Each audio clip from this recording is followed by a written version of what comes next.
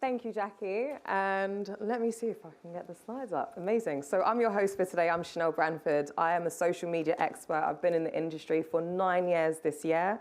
I started off at Google at the age of 17 as an apprentice and then worked my way up through the industry. A couple of highlights within my career have been working across Burberry, L'Oreal, and then last year I was actually named as one of the 30 under 30 candidates by Performance Marketing World for the work I'd done on Claren's account. And I'm going to introduce you guys to Mimi and Olivia, who will be able to give you a brief background of themselves. Hi, I'm Olivia. I'm a multi-faced creative, so I work as an A&R at a record label. I make paintings in my free time. I'm also an editor in terms of I do curation for playlisting, and I'll say I'm a social media personality because I like to talk a lot of crap online. I'm Mimi, so I talk a lot of crap as well. But I collabed with JD, One Extra, Mobos, and a few other brands, just talking about music and just being myself really and truly. Amazing. Yeah. So I know that it's midday, so just to ensure that I get the energy from the room, if everyone who has a phone can take it out and scan this QR code, we're going to play a quick game. I don't know. Can I wait, hold on. I'll send you it. Yeah, okay. Yeah, I'm pretty sure it should work. Not me to play. Yeah, so I'll get the code up for you guys if anyone needs the code. So just in case anyone needs the code, it is 1421852.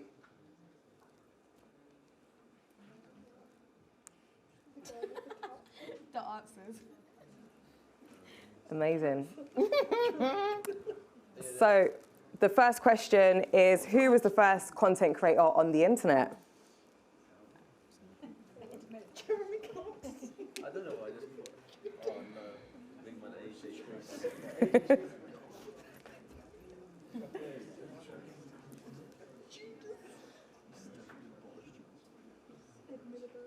I'm going to send him that.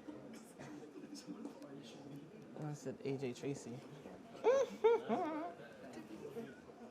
Soulja Boy. You know what? I hear Soulja Boy though. Oh.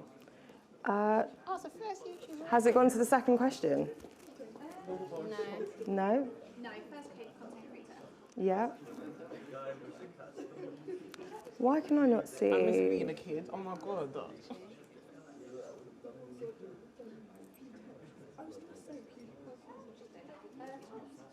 Huh? They're just taking a piss.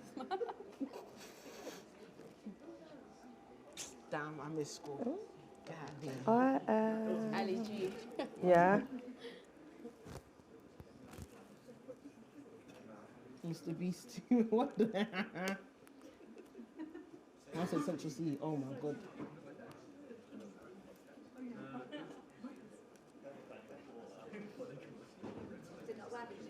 I'm trying it, yeah. I'm just connecting on this one.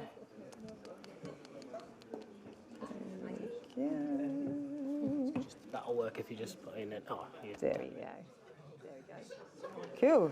So, I'm pretty sure if I refresh this. So, oh, interestingly enough, we've actually, a couple of people actually got it right with the first one. So, the first content creator was Justin Hall, who launched a blog in 1994. He actually released an online series called The Online Diaries. For anyone else that kind of thought of any other names, so I know that somebody actually put Jawed Karim. So he was actually the first YouTuber, created the first YouTube video, which is me at the zoo in 2005, published on April the 23rd. Cool. Next question. Most viewed content creator on YouTube this year? No. Is it? I thought it would be Kai. I thought it'd be like Kai. Who's that?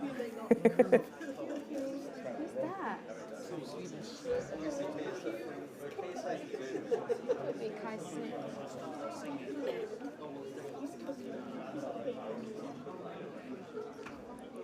So I'm not seeing many votes coming in for Samantha Maria, and she's actually a content influencer who makes lifestyle videos on YouTube. Come on, Queen. Yeah. Go, girl. I'm seeing a lot of KSI. Is that just because he's released a documentary recently? It could be that.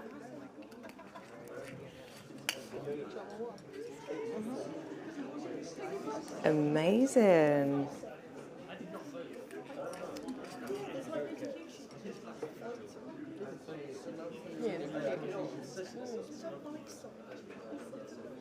So, interestingly enough, the majority of the room have actually voted for KSI. And I have a theory behind it, and it is probably because he has released a documentary, and there's been a lot of advertisement around him and the drink that he's been sponsoring in the social media space. But the most viewed content creator on YouTube this year and last year to date was PewDiePie, who is a Swedish YouTuber who YouTubes content around games.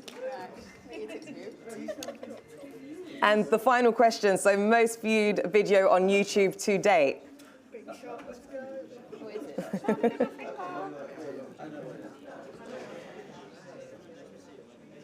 And just a top tip, all of the 3 answers that are available, they've all actually been the right answer at some point, but it's just today which one would be the highest ranking video.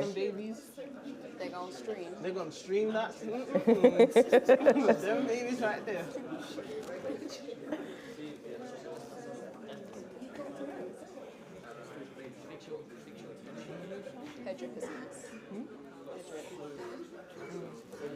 Amazing. So the majority of the room actually got this question right. So it was Baby Shark. But Despacito was the highest ranking video up until last year, with Baby Shark taking over in 2022. Amazing. So one of the things that's quite interesting is before social media, creators and artists expressed themselves through the likes of photography, speeches, books, art and photography. I've got a number of different people kind of up on the screen at the moment. So you've got Shakespeare, born in 1564, who was renowned for his work on Macbeth, Romeo and Juliet, and also Hamlet.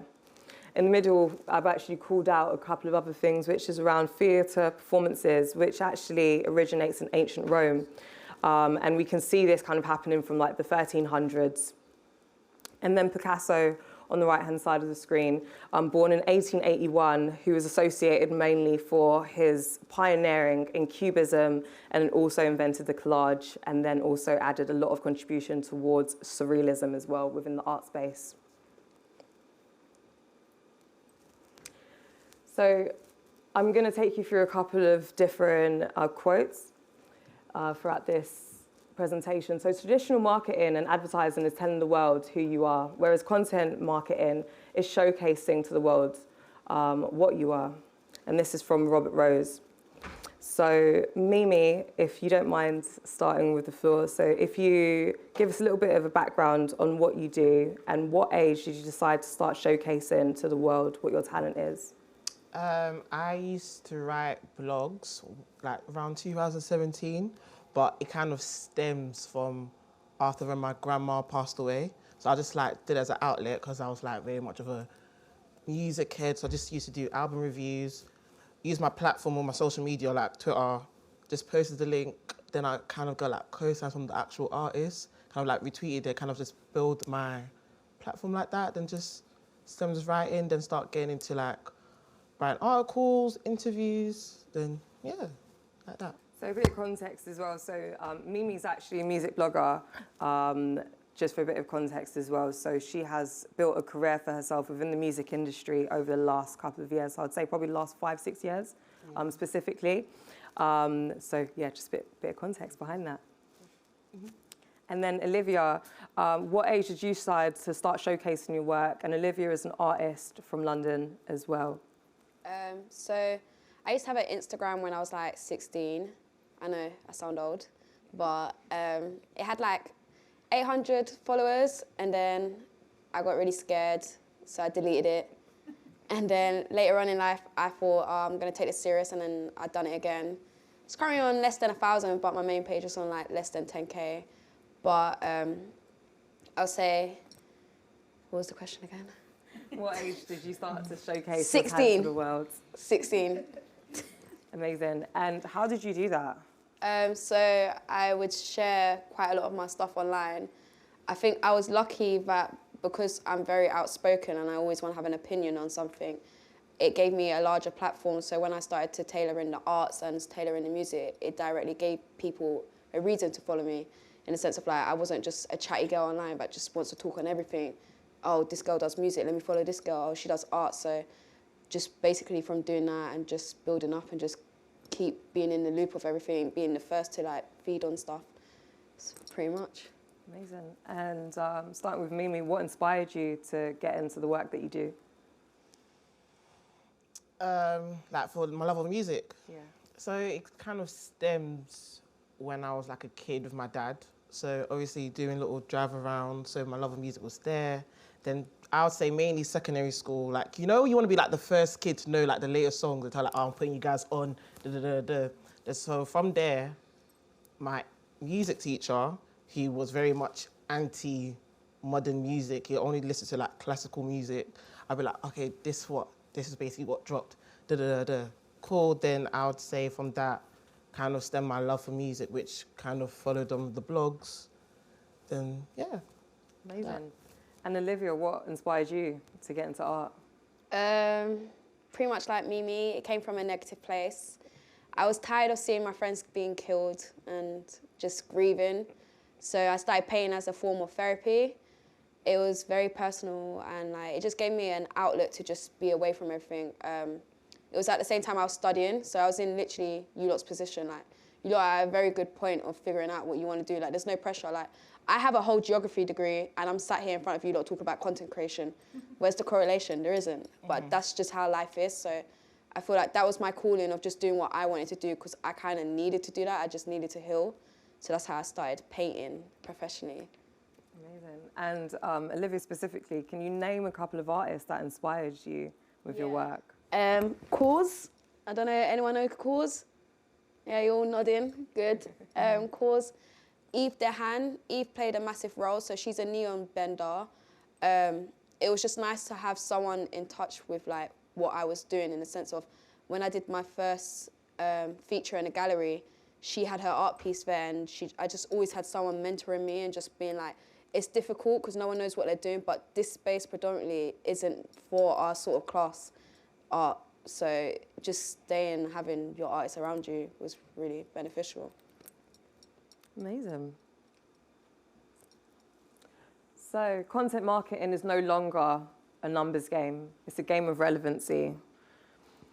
How true do you believe this statement is, Mimi? Yeah, I believe it. I feel like, especially right now, when we see hella numbers and it's not authentic, we're just very much, okay, cool. It's either an industry plant or like, oh, it's false. When you see something like it's more authentic, that's why like things like TikTok, when we go on TikTok, it's like, oh, let me go to like Amsterdam. Let me see, for example, black girl, go to Amsterdam, boom, boom, boom. See like the list of things and all of that stuff. We want to relate to things. So it's more authentic and real. So I'll say something like that, yeah.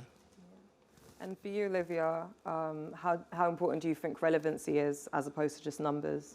I think it's very important because it's shaping to the current surroundings, keeping up with trends, and numbers don't lie, firstly. So numbers, I do believe it, but in this life today, it's superficial. Like, there's so many bots, there's so many AI tools.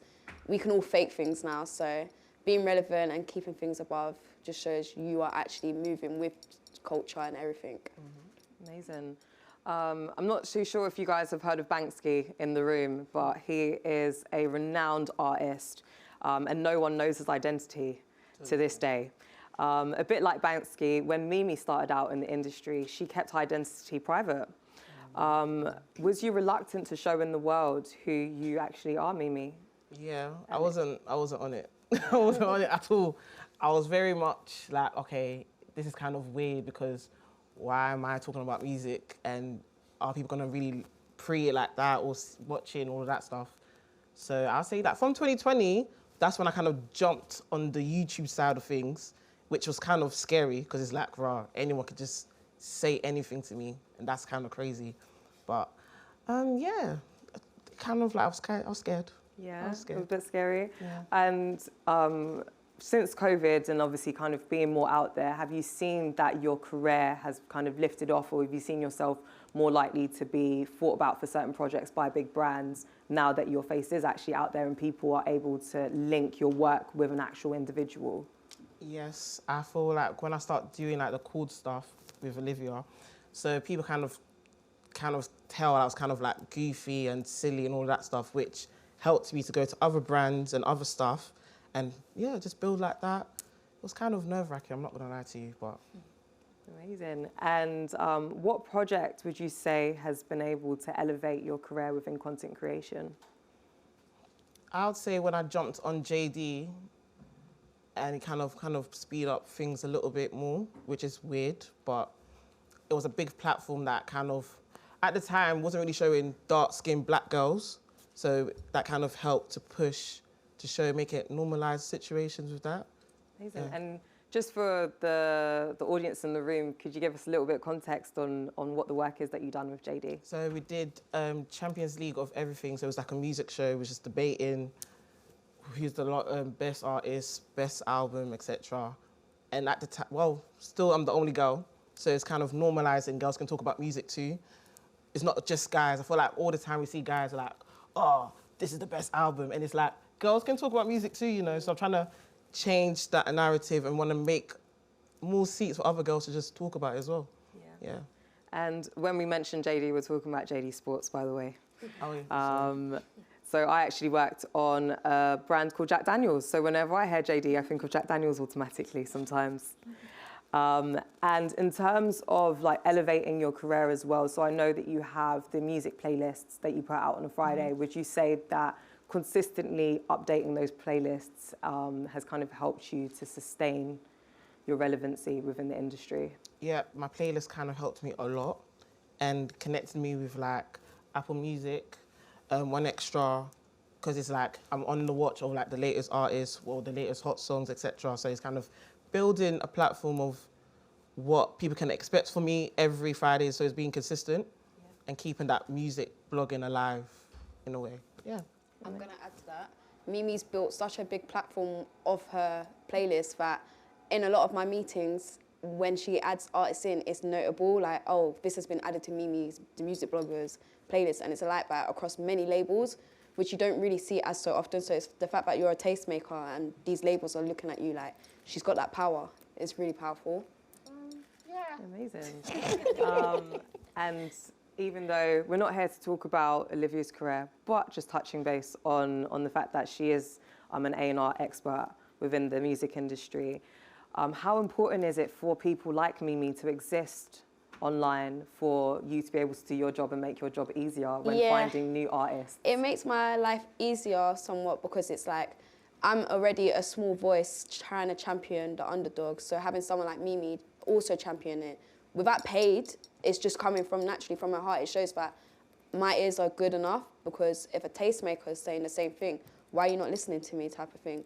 But it's only like within the last 3 years, we're getting more content creators that are now becoming powerful enough to actually be like to these labels, you lot's opinions are wrong, because we are the consumers, but we also have the power. Just say what we want to say. Exactly. Amazing. And off the back of that, do you feel like tastemakers like Mimi are actually shaping the music industry in the UK specifically? Yeah, I think Mimi is probably one of my favourites, but there's some people that I don't like because it is a bit of a game. It's an industry, it's a business, so, you know, some people get paid for their opinions, and that's where it gets a bit, it skews the perspectives of everything. So, like, Mimi would only work on things she's actually genuinely passionate about, whereas for other people it's a business. They have to make money, so that's where it's a bit of tongue-in-cheek. You just got to pinpoint what you know. Amazing. And then kind of touching base on like showcasing your work and ensuring that you are able to kind of put that forward, how important is that for you, Olivia, as well? So was it easy for you to be the face of the projects that you work on and the artwork that you put out, or do you find it easier to kind of be in the background? And I've noticed, the reason why I asked this as well is because I've noticed that your work, your professional and your personal social medias are very separate from each other. I've even got a third one that's mad private. Like, I feel like you get into a catch-22 where some people won't want to support you because they know who you are, they know what you can do, the powers and everything. So I try to keep my art brand unmasked, where if you go on my art page, you wouldn't know it's mine, but you'll know there's a female behind it somewhat. But then in terms of like my personal account, but like I showcase my music side of stuff, it's a bit techie because I like to wear clothes that are revealing and stuff, and it's like people will instantly judge you. Especially if you're a female. Yeah, and it's like I'm not that sort of person, but even if I was, who are you? But I feel like it's getting better where you couldn't really pinpoint an opinion on someone because you work in the entertainment sector. Our music is profanity. Yeah. We're all going to dress how we want to dress, so yeah, we're all going to be ourselves. And I think that's what's getting easier, but you still get the old heads gatekeeping quite a lot, yeah. Amazing. So great content is the best sales tool in the world. Starting off with Olivia, how true do you think this statement is in terms of content being a big sales driver for brands? Very true. Hands up if you've seen the latest Cortez advert. 1 person. 2. Nah, you lot ain't in the matrix. So Cortez is a clothing brand one of my friends started, and like he's just doing amazing things. Like he just put out a new trailer with Nike. Like he's doing a shoe collab with Nike. Like he's just a boy from a council estate that's now gone global, simply build off his clothing line just of content. He had all the models wearing it and it trickled down into the rappers, and like Depop turned over, they said like 4.8 million simply of Cortez resales. That's crazy. That's not even the actual brand. That's a third party making a little bit of change of something else. Like, so great content, yeah. It's memorable, it's powerful. And I think when you've got the sweet spot of doing it differently, you're always gonna remember it. And I think that's what's iconic about it all. Amazing. And Mimi, how did you start working with brands? I was just being me. I'm not gonna lie to you. It was literally my social media. I feel like my social media was like my CV for brands to come and work with me and see my interactions and obviously numbers, etc. So it's like, okay, cool. One thing I would say is like, you don't need the brands brands need you. And I feel like, especially in our generation, we like to look for validation from them. But more time, we are like, culture is us, is community, do you get it? And I feel like once we understand that, it's like, it goes from there. But yeah. Amazing. And what's the biggest thing you learned when working with big brands? Shall we tell the truth? Yeah.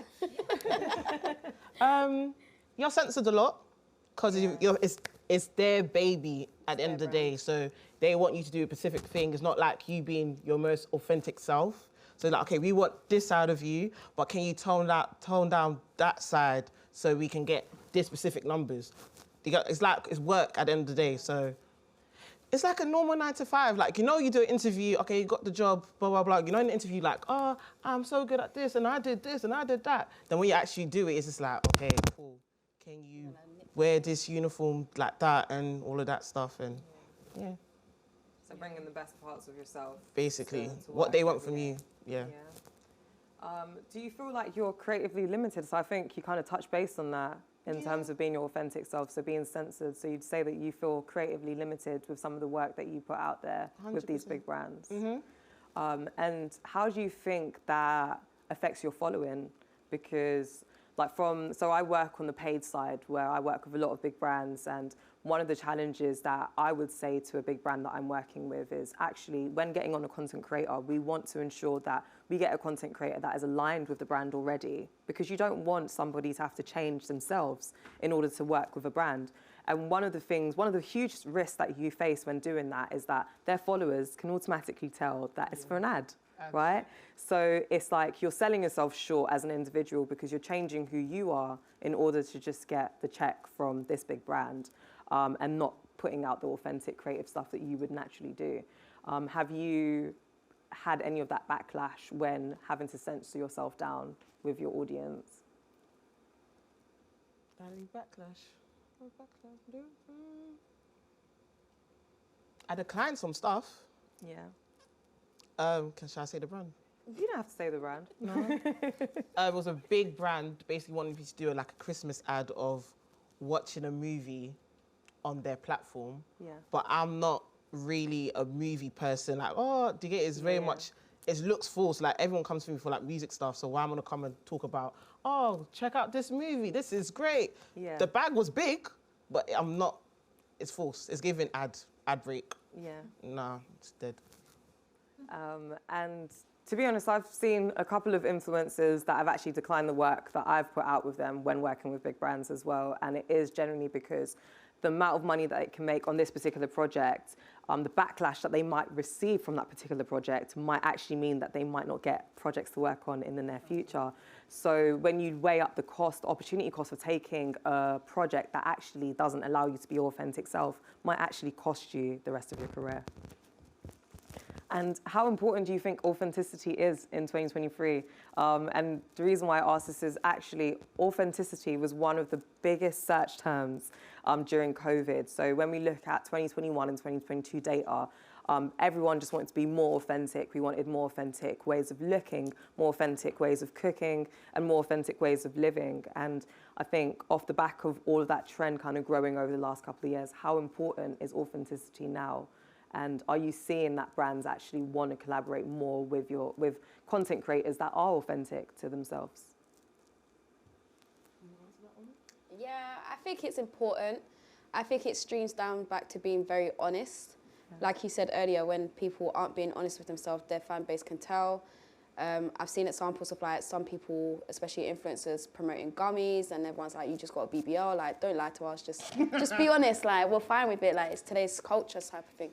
So I think it's very crucial for brands, but I don't think it's something that has been perfected massively. Yeah. I think they're just taking accountability because we are in a very now real situation in the world. Like, everything's very transparent. Like, look at the plus sizes of everything. Everyone's like easygoing. Everyone's happy to be open and just be honest. So it's massive. I think brands just need to be a bit more cautious with how they go about it, because you can get a lot of backlash when you try to be too authentic. Yeah. You've overcompensated something when it's like, it didn't need to be overcompensated like that. Could have just played it cool. Amazing. And side question off the back of that. So I'm not too sure, have you guys heard of Be Real before? Be Real, the platform? One of the newest social media platforms. I'm waiting. So I've actually seen that in terms of the consumer base, they've actually got over like 1 million users now. And it'll be quite interesting to see what their advertising options are going to be before I start working with them. But given the fact that you've got the likes of Be Real, I'm pretty sure I've seen that TikTok now have a feature where you can post an image in real time and see what your other peers are doing in real time.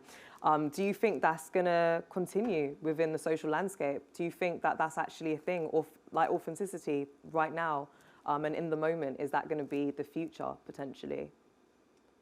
Yeah, I think especially with Elon having Twitter under his hands, I think that's what drew a lot of people to Twitter. The fact that it was very honest. Yeah. You have a voice, even if it's negative, even if it's positive, you have a voice. So I feel like image-based apps are now pushing alongside being just face front. And I think my favorite one is Snapchat, because Snapchat's been doing that for years, even though it was something used for something else back then. But it's like now, it's very now culture. Like, I'm seeing a lot of my big influencer friends that were anti-Snapchat now moving back because they're realising there's a lot of money to make on this app now just by showing everything in real time. Yeah. And do you think that's going to shift the content creation space quite a lot? Because I think when we think of like a lot of the content creators previously, especially when we look at the likes of Instagram, for example, everything was so prim and proper and polished, right? So if it's kind of moving towards like in the real time and you want to see that authenticity, do you think that that prim and proper polished look is actually going to be something of the past? Yeah, I think it'll be in the past. Like, we're seeing more new influencers of different types of categories that we would never see. So like, we have a group chat in my group chat, and it's basically one of the local nitties has a TikTok, but it's thriving, like it's got 100K. And like, you would never think that would ever be a thing, but that's a thing. And like, as much as it makes us laugh, good on them because they're gonna make money. But it's like, do you get what I mean? Like, we're actually birthing new categories of stuff. So, but that's because we can see the authenticity about this is real life, like this is a day-to-day, and like, it's very interesting. So that actually leads on to what my next question was going to be. And do you think there's going to be new categories off the back of that? Because when you do tend to see, so it's like prime example, because of authenticity growing, you're starting to see the likes of Be Real becoming a platform that is blowing up nationally and globally. So do you think that off the back of that, it's actually like realism might be the next thing? Yeah, woke culture. Yeah? Yeah. Woke. Oh, God. Amazing. And what you do after you create your content is what truly counts. So this is another quote from Gary. How important do you think social media is for sharing your content that you create individually or with brands? Well, when I get branded stuff, it's solely based on content. Like, I'll give you an example. I did a painting for Adidas. They didn't care about the painting. They just wanted me to create a piece of content. So what I did was I promised them that I'm going to make them a painting, but I literally just printed out a picture I made on my iPad, took a photo next to it, the same size as me, so it looked like it was a big thing, uploaded it, and I got paid. So I think you just got to learn your market, learn how to do things. I think content is a massive play.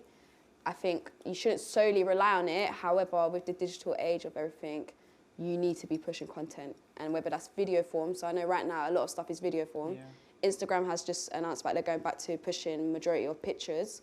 TikTok wants to push picture slides rather than videos. So just knowing them pinpoints of what brands are looking for will just, you fly. Yeah, if you need, don't use TikTok, use YouTube Shorts.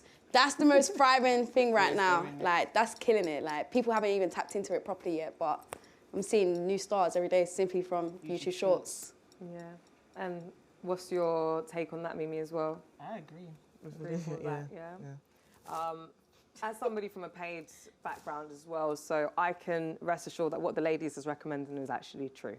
So whenever a platform puts out a new format or a new feature, if you are able to hone in on that particular new feature or new format, then there's a likelihood that algorithm is going to push your content higher.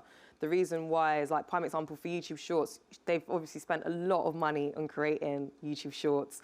They now need content creators to start creating YouTube Shorts in order to put out the fact that they have the YouTube Shorts offering. So it kind of works hand in hand for both the platform and the content creators. But for you to really be able to monetize on it, you have to get in there quickly, guys. So whenever you see any new updates happening across social media platforms, you know, you need to jump on it. If you want to work with any brands, for example, then one of the things that I would kind of go to one of my clients and say is, we need to get a content creator to create some YouTube Shorts, and we need some Reels, for example. We need some carousels, which are those slidey image formats that Olivia talked about.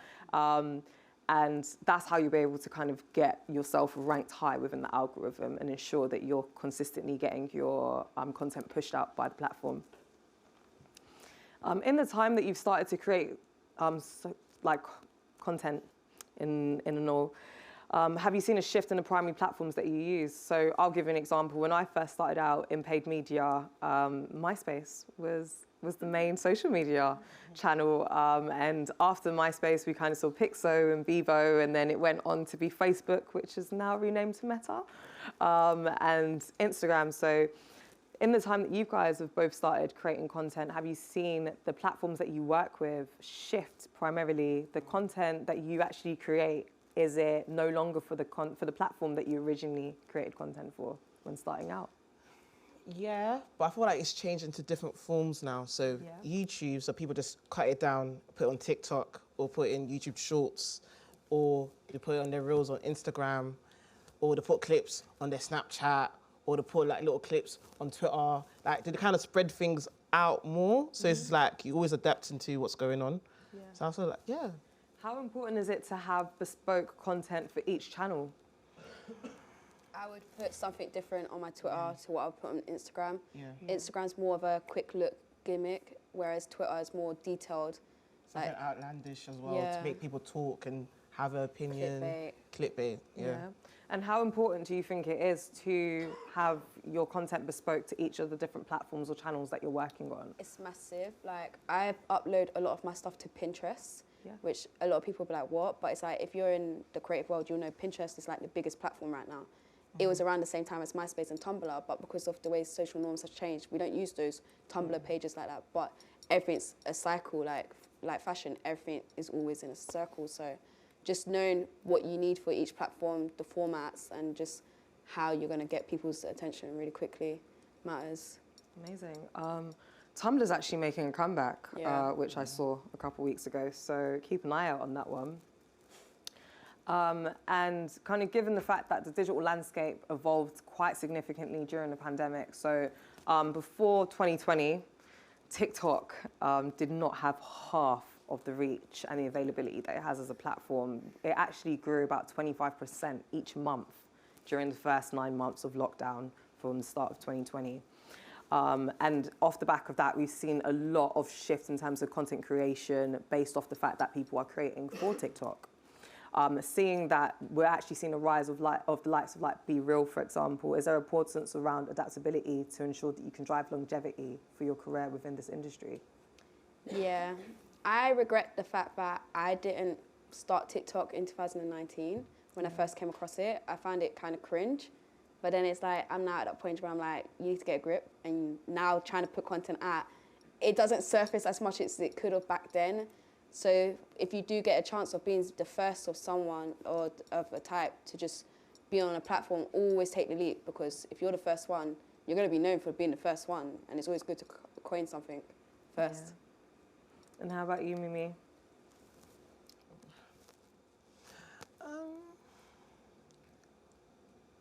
In terms of how important is it to be adaptable in order for you to drive longevity of your career within the industry? I feel like you have to be authentic with how you jump on platforms. When it's forced, anyone can just tell with it.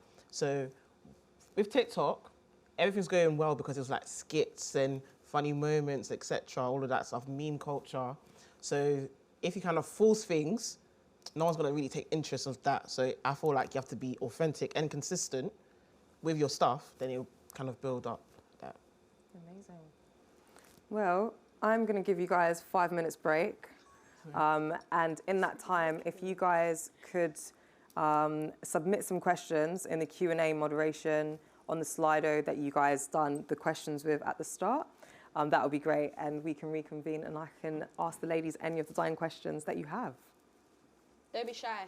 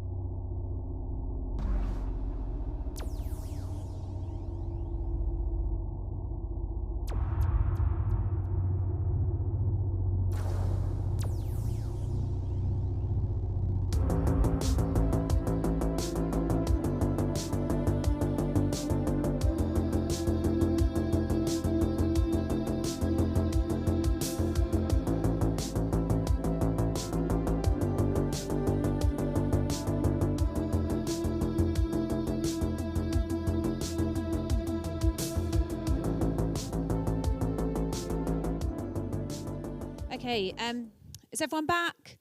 Cool. So I just want to say a massive thanks for all the questions. I've already hosted like 4 talks this week, and so many people don't ask questions. And how many are we on now? We've got 21 questions. 21. Like, you have completely nailed the questions. I think yesterday in a 200-seater venue, I struggled to get one from the crowd. So yeah, well, thank you so much. And I'm going to let you ask the questions now. Amazing. So actually, one of our highest ranking questions at the moment is, as a black woman, what differences do you see when you're trying to get somewhere within social media in comparison to other races? Ooh, You answer this one. Yeah. say that question again. So as a black woman, what differences do you see when you're trying to get somewhere within social media in comparison with other races? Okay. I have to be real with this one now, child. Okay, cool. So, you're gonna be boxed in of like, if you're passionate over something, you're gonna be boxed in being an angry black woman, or like, why do you care? Why be emotional? Or a lot of people make you, is it masculine, kind of masculine? Yeah. In the way of like, you being tough and all of that stuff. You're gonna be cussed out a lot in comparison to other people. I'm not gonna lie to you. Diplomatically as well. And yeah, it's a lot of battles. You're gonna feel, how can I say it in a nice way? You don't have to be nice. I'm trying to think of a way, like, not making it sound so scary and rude. Like, okay, if you're a popping black girl, a lot of people will try to use you as opposed to black girl because they want to be co-sign, like, oh, I want to look like I'm cool with a black girl, so let me stand next to her to look like I'm for the girls. Or a lot of girls will, even black women will kind of see it as a threat. Or it's a lot of battles with it. You just have to be sane. It's not for the weak, I'm not gonna lie to you.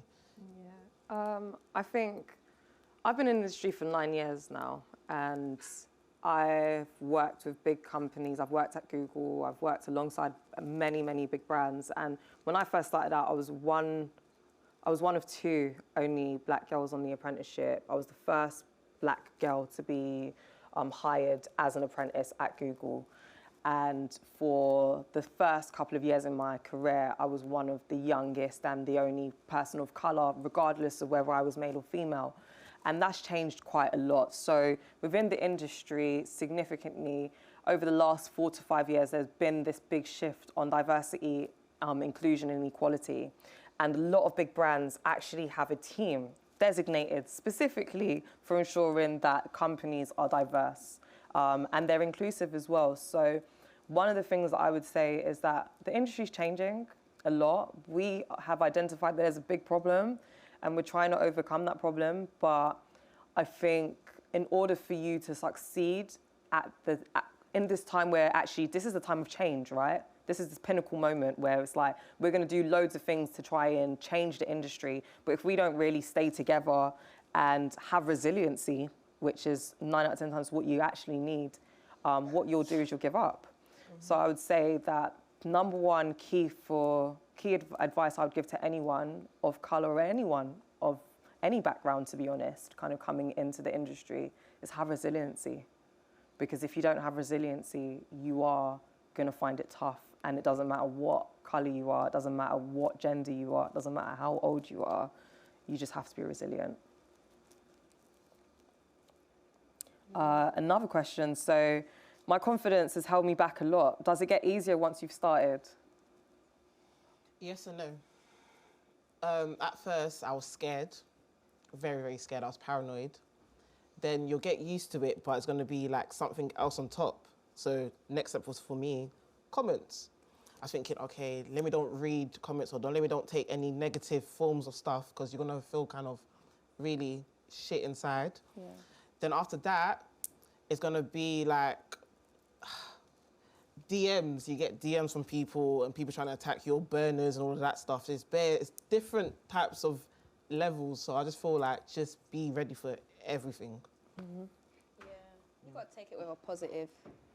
Be happy that someone's spending their time giving you negative emotions. Yeah. Because there's a thin line between negativity and positivity. So you're still invested in me, evidently. So you have to be doing something right for someone to be doing that to you. And Olivia, specifically with working in the music industry, have you seen it get a little bit easier as you progress in your career? No. I don't think it gets easier. I think you just get a bit more confident with it. I think where I was at the beginning of my career to where I am now is a massive difference. I think I was a bit more carefree. I didn't give a heck what anyone thought of me. I'm not saying I care of people's opinions now, but I am very cautious of what my branding is. It's like, it is all about what people say about you when you're not in the room, because it's easy to be smile up in your face, but that's where you get all the deals, the branding, the opportunities, just by what people say about you outside of the rooms you're not in. Yeah. So, yeah, you just got to build your confidence with it and just know you run the shit. Amazing. And to Olivia specifically, so being an A&R at graduation from a geography degree, how do you go about entering this industry with the experience or relevant achievements? Right, I'm going to give you lot some game because the way I did this was a very unorthodox way, right? So I was in you lot's position. I was skiving uni. I was working at Nando's. I used to go on LinkedIn and look at everyone that worked at Apple, and I'll just message them on Instagram and be like, hey, like, how did you get here? Like, I think that's what kind of helped a lot of people in the industry, was just being ballsy, just taking it upon yourself, showing the initiative that you actually want this, because a lot of people want it, but what makes you different? So I stalked this girl for 3 weeks. I then attacked her on Instagram. I was just like, I make playlists, you make playlists. You work for Apple, like, how did you go about that? She then just followed me and just was like, oh, like, it's really cool, whatever. And then a year later, she put me forward for an apprenticeship. I didn't get it. I applied a year later, didn't get it. And then a year later, Apple actually headhunted me. So they came back to me and was like, actually, we want to hire you. So I skipped the whole apprenticeship and just went straight with the end product. And that was something that I was like, that just showed me that you have to build your opportunities yourself. Like, I got told no twice. Apple don't want you to work for them. But then they came looking for me. So yeah, so that's how I got into music, solidifying myself through Apple Music, but also ownership is a massive thing. So using my platform, I was creating my own playlist. As an A&R, I was always co-signing the next upcoming artists. I was sitting in a lot of artist sessions and just putting people and connecting people. So small things like that, if you're able to do that, then you pretty much done 60% of the job of the label, which they can't do. So that is my advice. Amazing. And would you say that there's a clear path into getting into content creation, or is it mainly based on luck and being in the right place at the right time? Ooh. It's a mixture. Yeah, I think I'm a lucky girl. But at the same time, I think we work for it. We build our opportunities. Creating your own platform as well. No one can take that away from you. No, like, you can work with so many brands, but once they see the new hot stuff, they'll be like, cool, boom. On to the next. Go to the next person. How often would you say that you should be posting on YouTube Shorts? And what sort of things would you post as a musician? So I would say probably 3 times a week. I would say those 3 things, 2 of them should be the same and 1 of them something new. I think we get into a habit of thinking we always need to promote new content. I'll give you an example. Libyanka, what's that song? I've been drinking more alcohol. That's in the charts right now. That girl during COVID was posting it every day for a whole year, and a year later, it got signed for 150K. It's now in the charts. So she just used the formula of using old stuff and just keeping going, not creating new things, but just pushing. So I say just stay on top of engagement. Don't fall into the trap of having to think of, something new. Yeah, I need to do something new. How do I get past my fear? I want to start my own TikTok about theme parks, but I'm afraid I'll be judged for my looks or being trans. How do I rise past that? No. Babe, it's 2023. Listen, like, do there's not. a space. That's your selling point. That's your selling point. There's a space Literally, there. like, Literally. That's, I think, I'll give you a point, right? So during COVID, obviously we had the Black Lives Matter movement. And that was like, I remember we had a conversation. We was like, all right, this is the forefront for Black people to be at the forefront for everything. And it was. So I think with today's culture, with everyone wanting to be inclusive and make sure everyone's feeling okay with everything, you have, it's really, I don't really want to say this, but I'm going to say it. You have to learn to exploit yourself. because at the end of the day, that's what's gonna get you there. Like, I make art out of my trauma. I don't like doing that, but it gets me paid. So knowing your pinpoints of what is comfortable for you, I think also we're in a very good era that you could be faceless.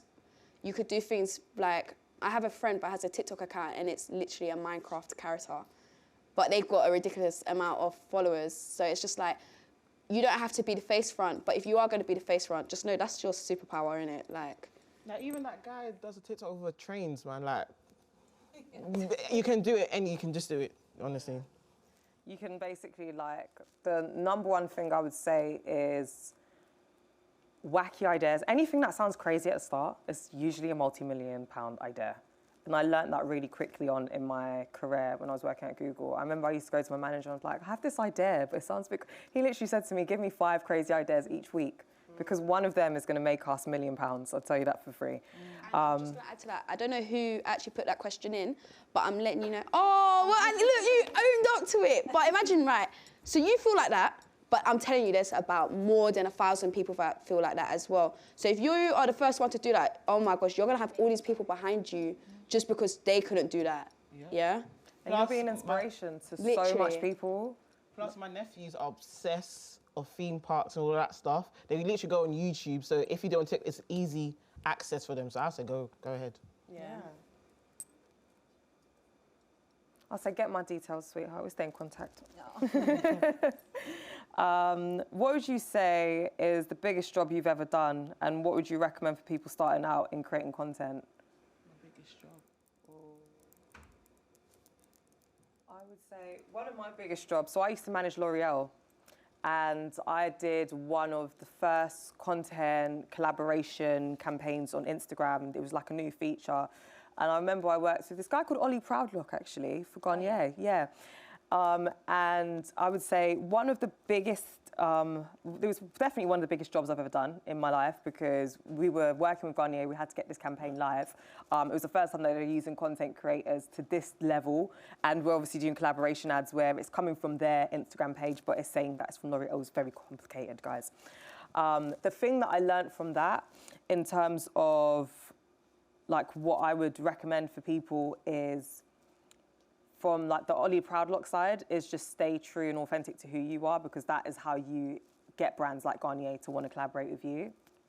If you don't know how to do something, literally tell people. So there was a lot of things that we went through during that process of getting that campaign live, where it was just like teething it out. For example, toggles hadn't been switched on Instagram backend, for example. That was just causing like a big miyaki. And I think when you're starting out in your career, you don't have to know everything, right? You don't need to know everything technical. You just need to be who you are and show up who you are. If you need any support outside of being who you truly are, there's people around you and there's always a team to help you. So if you don't know how to post something on Instagram, there's probably somebody that can help you with doing that. And if you raise your hand and you say that you don't know how to do it, people are more than likely to help you. So yeah, that was definitely one of the biggest jobs of my career. It took about 6 weeks to get that campaign live.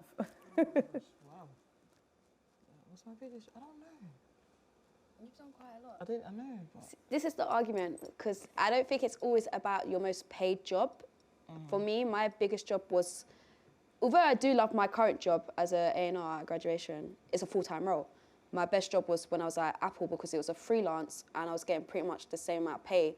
But because it was a freelance, I was saying I was working 10 hours a week. I weren't working at all because I lived the culture. Like, I was just updating a playlist. Probably takes me like 2 hours. So having that flexibility of doing nothing, I think it's just coming from finding what works for you. I like to be very busy and sit in a lot of studio sessions. So having that fluidity of being able to just be like, all right, I'm going to work from my phone, sorted. I think that was my favourite, biggest job. I feel like my favourite biggest job was being a part of the Mobiles voting panel. So like kind of contributing something I always used to look up to as a kid. So it was like, and it was kind of like authentic, it wasn't false. So just reach out to me and want to be a part of it. So I was like, yeah, it was the easiest one as well. So nice. I think it was Mimi who actually mentioned that Elon Musk has taken over Twitter and it's brought people. was it? Livia.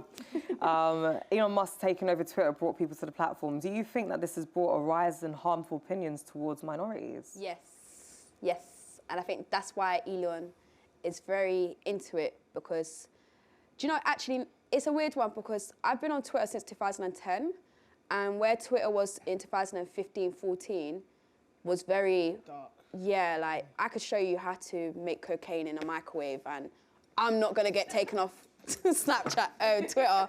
But my point is that if I was to do that today, I'm going to be taken down straight away. So it's allowed us to do stuff in a manner where you're watched. Your opinion, like your opinion's your opinion, but your opinion's not always right, but also you're always going to have someone else's opinion. And I think that's where it's starting a lot of problems because it's like, how dare you come to my page and now want to argue against my opinion, but I posted my opinion on my page. So it just brings in a whole some madness. I think Twitter's going to be one of the biggest platforms in the next 5 years, but it's bringing a lot of hell. Like A lot of people going to be policing. yeah, like I look at Trump during the whole, when he was doing his run-in for everything. I think as a professional, that's so unprofessional.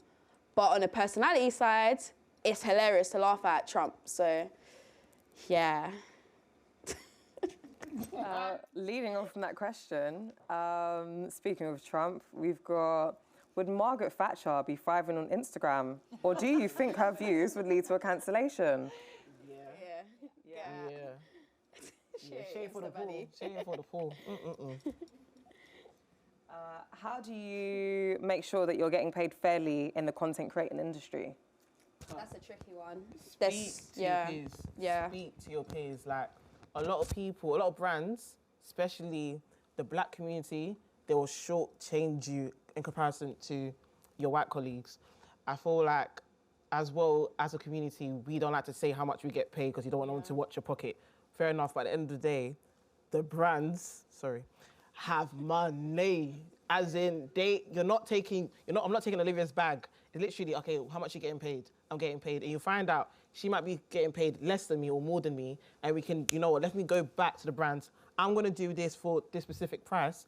And more time, they're in demand for me and they have to agree to it. Do you understand? So always make sure to talk to your close peers. Yeah. Also knowing the law. So the law's just changed, but if you're doing anything freelance, you can't be paid any later than 30 days. When I did, interest on top. Yeah, put your interest on top. When I did my Adidas campaign, I got paid 120 days later. How the hell are you supposed to live as a content creator if you're getting paid so late? So just knowing stuff, knowing your loopholes. I shouldn't be teaching you tax avoidance, but it's very early. But yeah.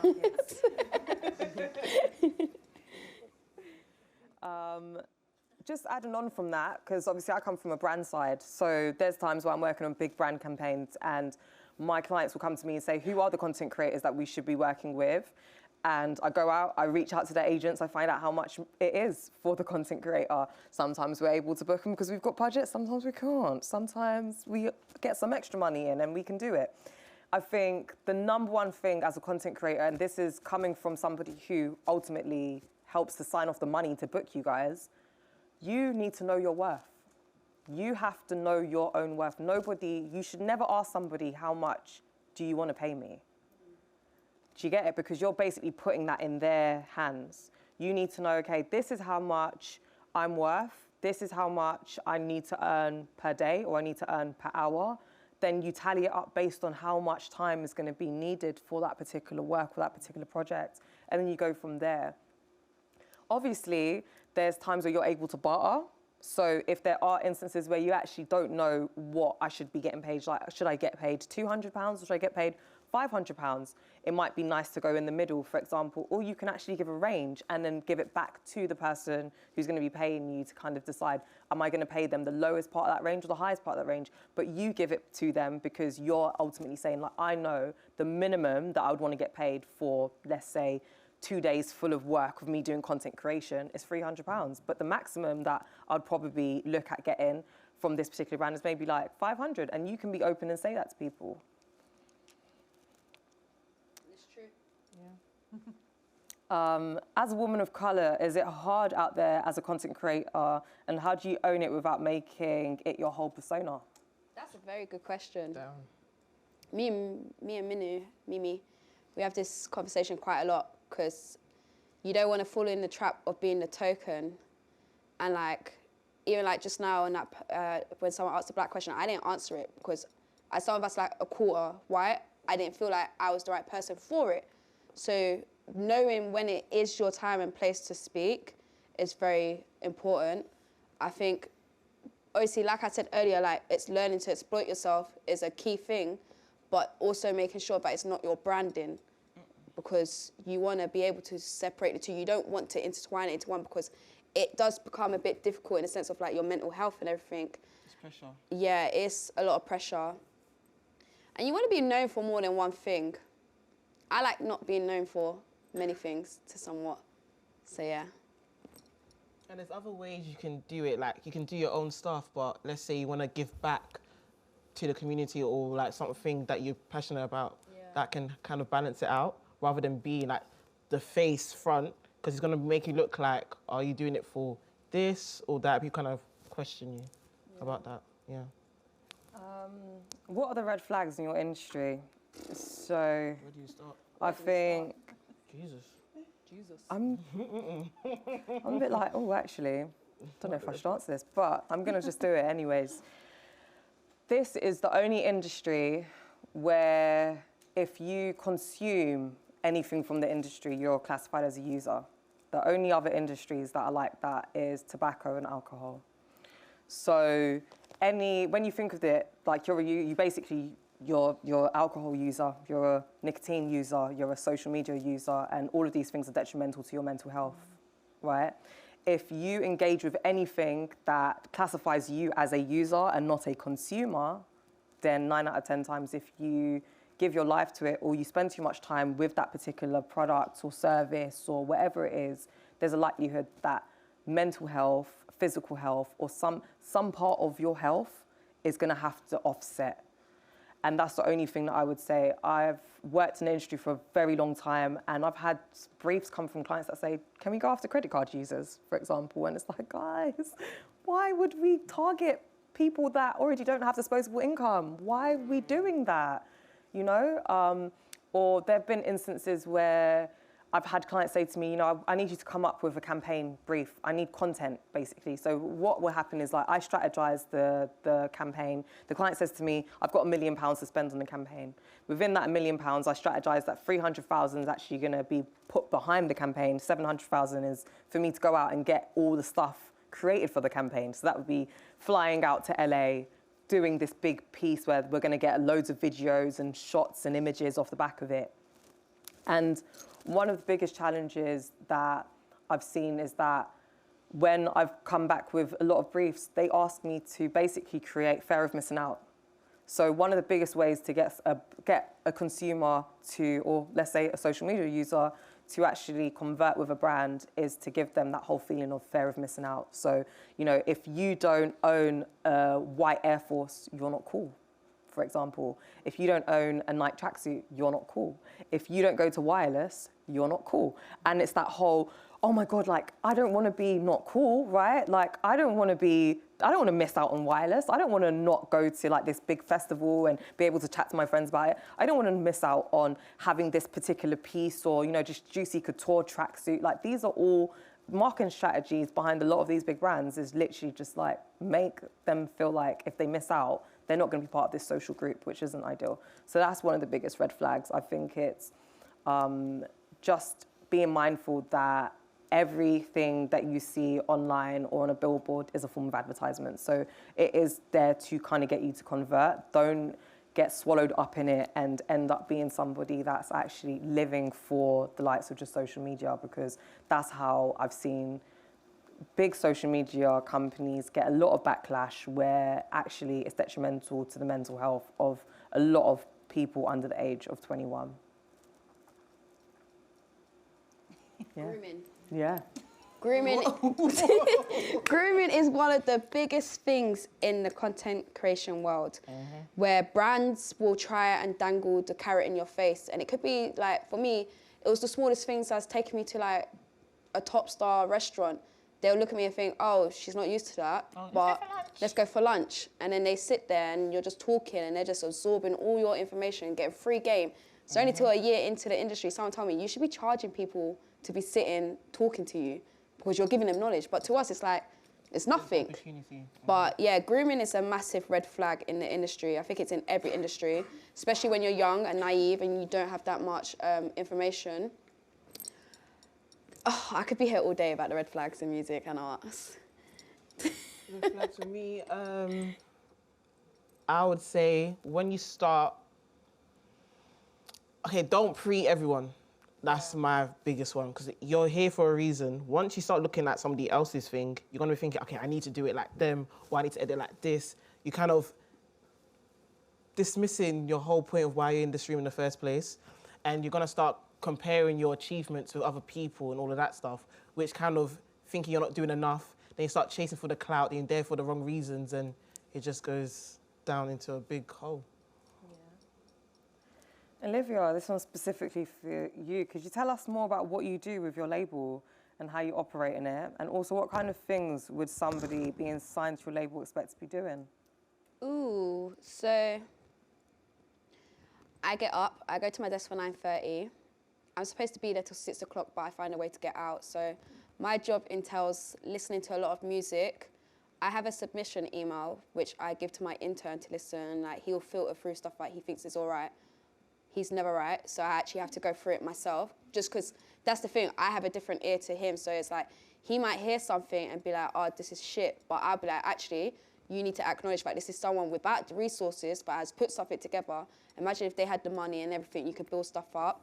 I speak on a lot of client-facing emails and Zooms with a lot of my international partners, so like, currently working on Blast, his next album, and Brent Fayez, and just finding the pinpoint of how to make it very appropriate for the EU and the UK. What was the second half of the question? Hello? Oh, what, me? Oh, just me? Oh, okay. What was the second half of the question, sorry? And what kind of things would somebody signed to your label be doing? I'm going to answer that in two cents, because if we're looking at on an artist side, obviously we'll be releasing their music, so I'll give you an example. I did Nem's Elevate. That was a big hit last year. It got into the charts, and I think it peaked at 28 in the OCC. So when we took the song on, it was only on like 15,000 streams. It's now on 50 million streams. So getting him from there to there in a year and actually making him into an actual rapper, because that's what he wants to be, rather than an artist. It's just doing the pinpoints of doing the P&R. As an A&R, my job's to help accommodate him from the label to, from being a young boy to now an artist, making sure he doesn't get in trouble, making sure he's around the right people, making sure that he's being smart with his money, just educating him quite a lot, making sure he's got a lawyer, helping him with sessions, sitting in his session, just basically being like our older sister, just on your musical journey. That's why I'm very passionate about grooming, because I feel like a lot of people abuse their power of what they're able to do in this music industry, and that's not on in my life. Yeah. Amazing. How is the best way for you to grow your Instagram account? I lost my one. Sorry. You're on your second one. Yeah, I'm on my second one. I would probably, as a social media expert, if you wanted to kind of focus on growing a social media platform, what I tend to see now is probably start a TikTok account, link your Instagram account to your TikTok account, and then think about going viral on TikTok, knowing that a lot of people are going to go onto your page and click on your Instagram page to then see your Instagram. And that's what I tend to see a lot of startup influencers are doing at the moment. So it's just given the fact that Instagram's been around for over a decade now, the algorithm just isn't skewed towards like new people. It just isn't like that anymore. In terms of you being able to find new people as well was quite difficult. So, and another challenge is that in terms of visibility and discoverability, I tend to see that Reels is the only way that you can be discovered. So if you create for TikTok, then you automatically create for Reels. And 9 out of 10 times, some of the best performing Reels on Instagram are TikTok videos. Yeah. I think this might be for Mimi.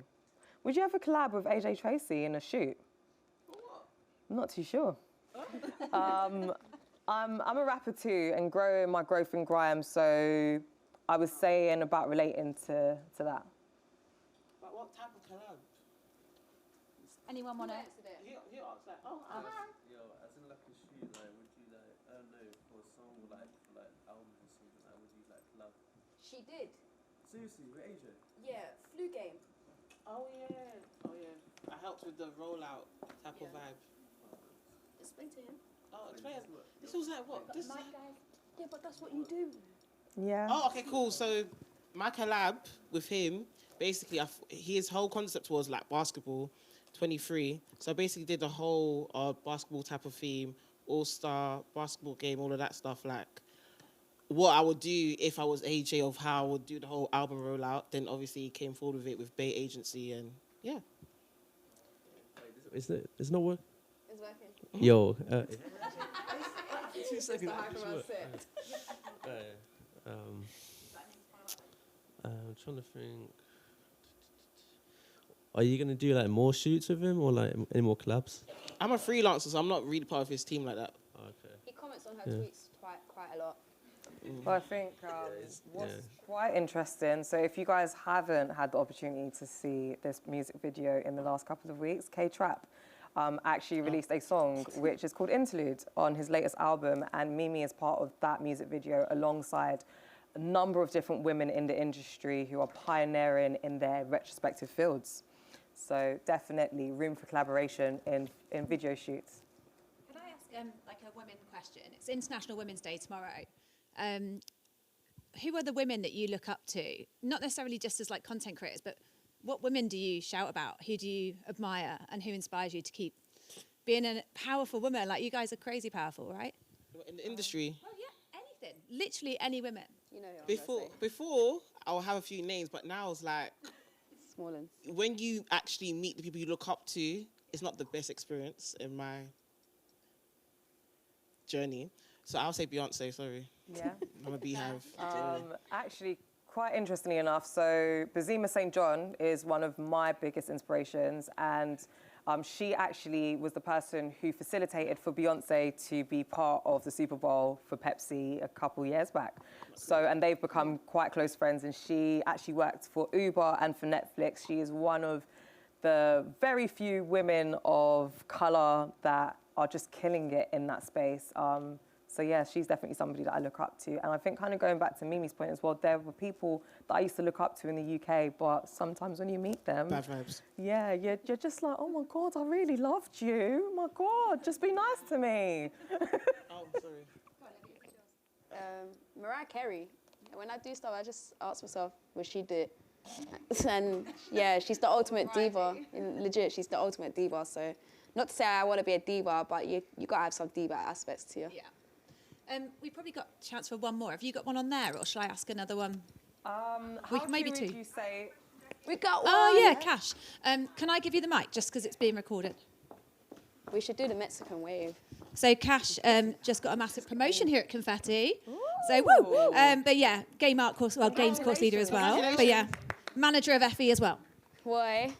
Just hiding in the back, sorry. No, thank you guys for coming. It's just amazing just to see like black women sitting up there at Confetti, and was like me and my sisters have all come over because we're just so happy that you're here. I did post you on Instagram though, but you didn't retweet me, so.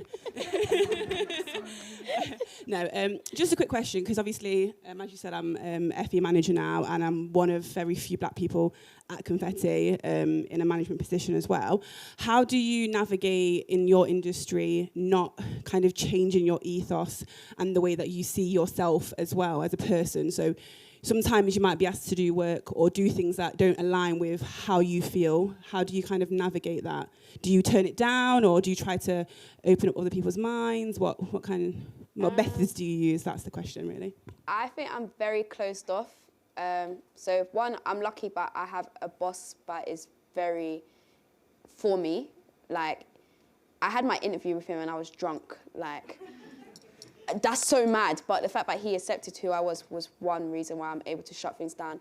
And two, I feel like when you don't, you get a lot of bullshit alongside with it. So like, I remember I had a collab with Gap, and they wasn't transparent with me, and it just ended up a really nasty business relationship. And it ended up, everyone was just commenting on their Instagram post, pay Olivia Taylor right now. So I feel like you just got to know your ethos. Like, for me, it's always been community. I've always been one for my community. So it's like, even though a lot of people in my area thinks like I'm this gone person, but I'm like, I still live at my mum's house. Like, I'm still here. Last week I did a panel talk for the council. Like, I'm not really here for my borough, but I get what it does for my community.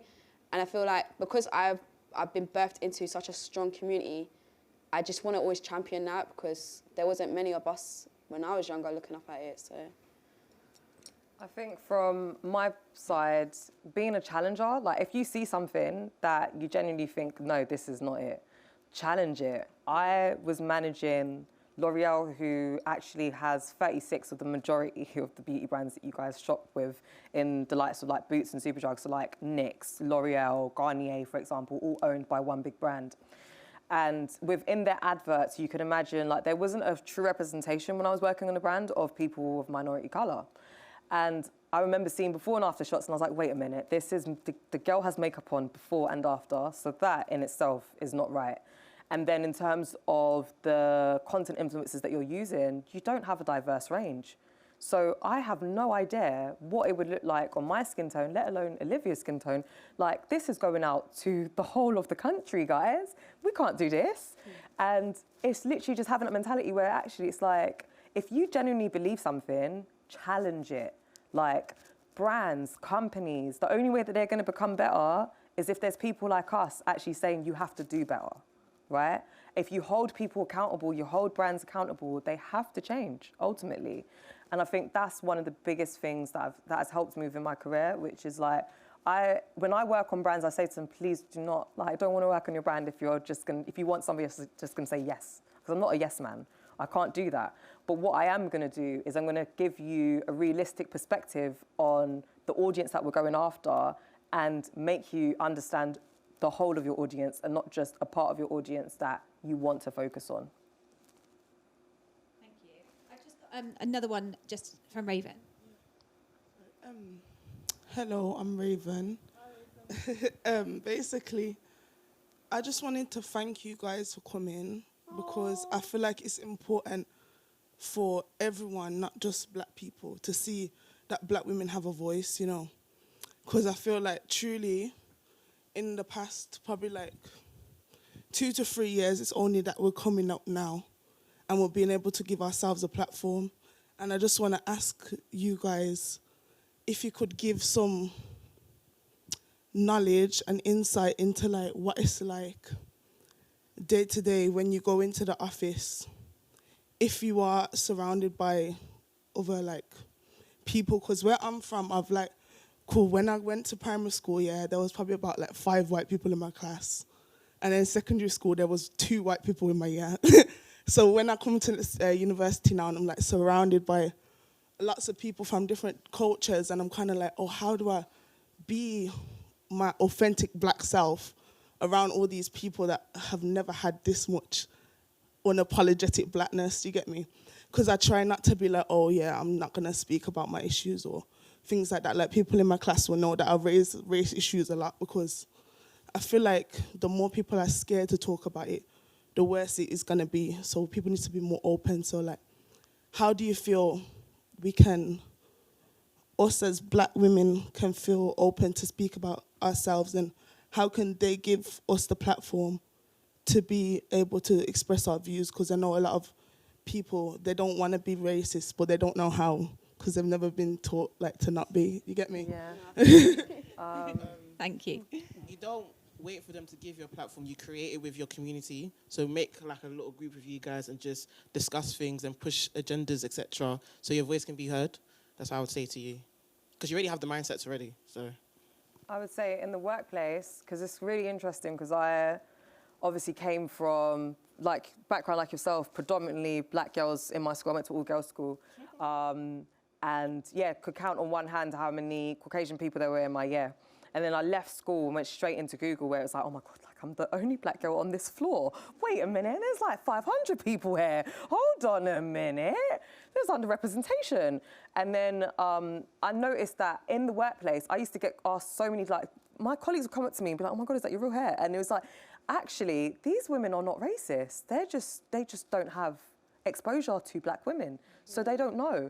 And the first opportunity that they do have, they're going to ask these questions that seem outlandish to somebody like me. But then if you actually take a step back, it's like, if I was in a situation where I hadn't been educated on like Caucasian people, for example, because my last partner was Turkish, and there was a lot of questions that we would ask each other, because you can imagine we come from two completely different parts of the world, right? Like, prime example, he would ask me, why do I always put grease in my hair? And I ask him, why do you wash your hair every 2 days? You know? Like, you know, just these different things. And I think it's understanding that if you don't know any better, you can't do any better. But once they know, they can do, right? And I think it's being open to understand that everybody is trying to learn things. Everybody wants to just know more. And some people don't know how to ask certain things in the right words, but just because they don't word it in a particular way doesn't mean that they're racist, for example. Do you understand? Doesn't mean that they hate you. It doesn't mean that they're against you, for example. And I think it's having the open mindset, knowing that actually education is key, and it doesn't just stop with your GCSEs, and it's not just around maths and English and science. It's around people as well. And you have to take that time out to understand other people. And I think as you get older, the areas that you kind of, especially like living in London, is so diverse that it's very easy for you to be in that type of environment and feel comfortable as well, because you might be in a room where actually you're the only black girl, but then there's times where I'm like, I'm the only black girl, but that's the only Italian person. And like, that's the only German person. And the same way that I feel is the same way they feel, because the reality is they're not from Britain either. Do you get it? And as you get older as well, you start to realize like the UK is really diverse. It is really, really diverse. And people that don't think that it's diverse choose to not have that diverse glasses on. And that's it. Cool. We'll just use these guys as the last question, if that's cool, just so we're running out of time. But yeah, I'll just hand you the mic, okay?